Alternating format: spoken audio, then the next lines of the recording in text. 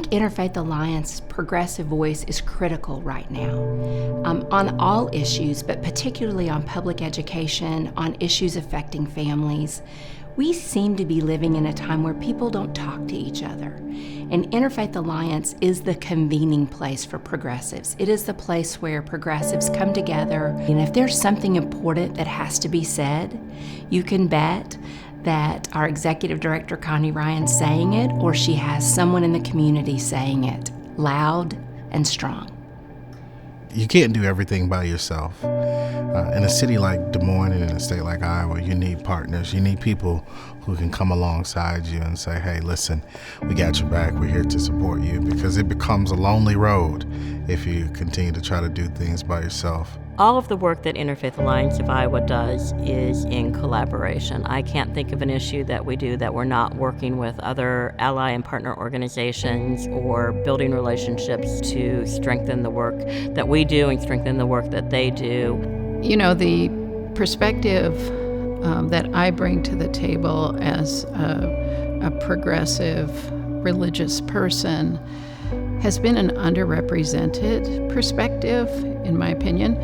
And when I discovered the Interfaith Alliance and knew that they were really the big voice for us, it really gave me solace.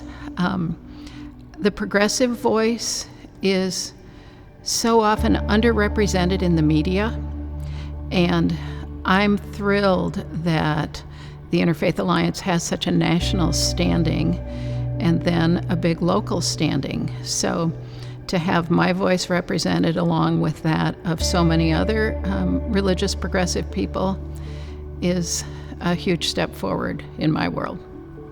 We were living here together, Christians, Muslims, Jews, and we didn't know each other. But actually the problem solved some of the problem. They solved some of the problem by getting to know each other, which we didn't do before. So we get to know many leaders in the community that we didn't know before. And so that really brought us closer. I visited synagogues that I didn't do before. I visited churches that I never visited before. I visited ministers that I did never visit before. So it was a great opportunity for me to know more people in the community and more people from other faiths.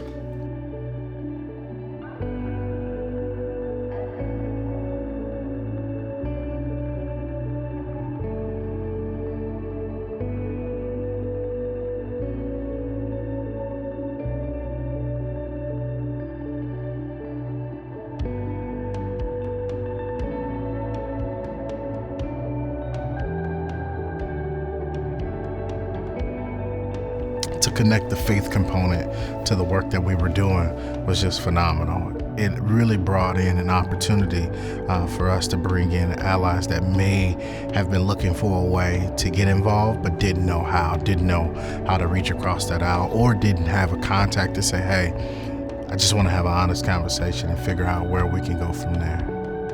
The Alliance has been the voice for so many people without us even knowing it. You know, before I knew that the Interfaith Alliance of Iowa existed, I was just one person and one voice.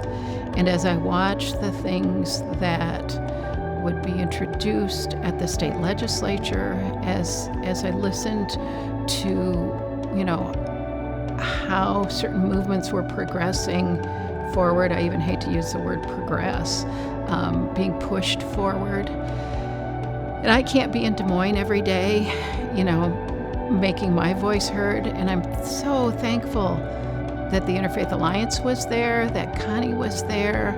The Interfaith Alliance of Iowa, very well respected.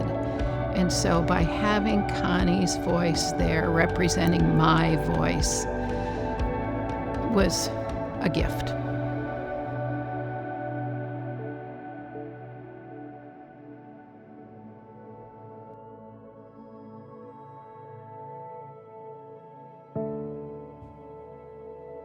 When you have people who come together from all different walks of life, it no longer becomes a black thing or a white thing. no longer becomes a Democrat thing or a Republican thing, but it becomes a people thing. It becomes a human issue. And when people are able to recognize the human side of what's going on, then a piece of them, whether they recognize it or not, begins to connect with that. And then it's up to them whether or not they act on it. And having that voice allows people that opportunity to act on that piece that flows through them. Well, collaboration is incredibly important, and I believe if an issue comes up, our first thought is to call Interfaith Alliance and see where they are and what they're doing and who they're convening.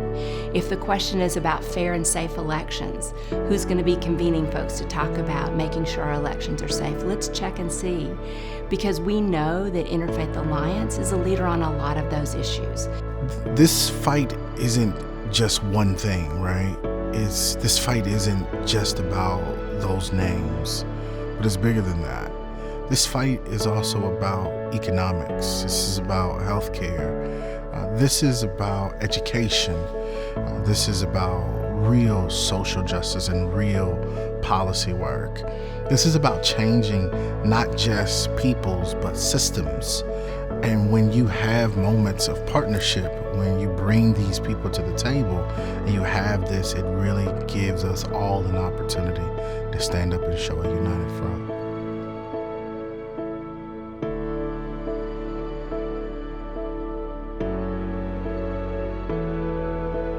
We don't know each other unless we start talking to each other. And when you go to work, then you meet somebody that is different than you. Then you find out how nice this person is, or how not nice this person is. So it's very important that we know who we're dealing with every day, who we go to school with, who we work with, all of these kinds of things. I think at a time when our communities are so fractured, having a strong progressive voice, a strong convener organization like Interfaith Alliance is critical to our progressive issues surviving and us building a brighter future. Bringing a progressive voice to the public square makes sure that we are able to fight back against those extreme voices, but also make sure that there is a progressive point of view put out there in the public square, defending people's rights, making sure that we are working toward equality and equity and inclusion, and making sure that we're doing so with civility.